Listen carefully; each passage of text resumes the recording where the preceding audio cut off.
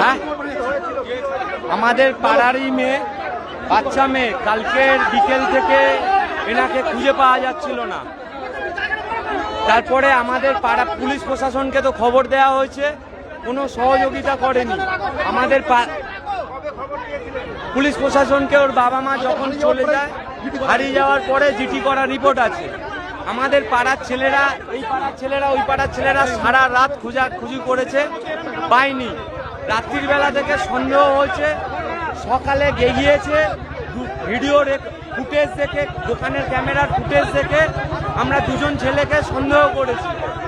তাদেরকে তোলার পরে আমরা সবাই মিলে গিয়ে, ক্যাম্পের পুলিশ গেছে, কোনো পুলিশ আসেনি। এছাড়া এই বডিটা আমাদের পাড়ার ছেলেরা উদ্ধার করলো।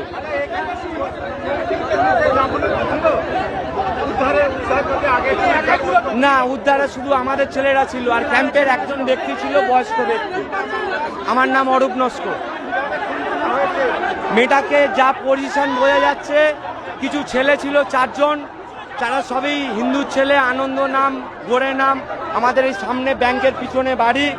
ওরা সম্ভবত পোস্টমর্টম না করলে জানা যাবে না, তবে ওরা মেয়েটাকে নৃশংসভাবে রেপ করতে পারে, করে ওরা পাশবিক অত্যাচার করে মেরেছে।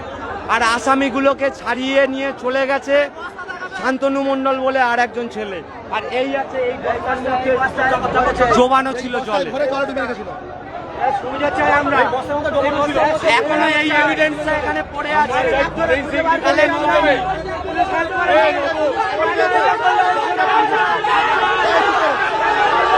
আমার নাম অরূপ নস্কর।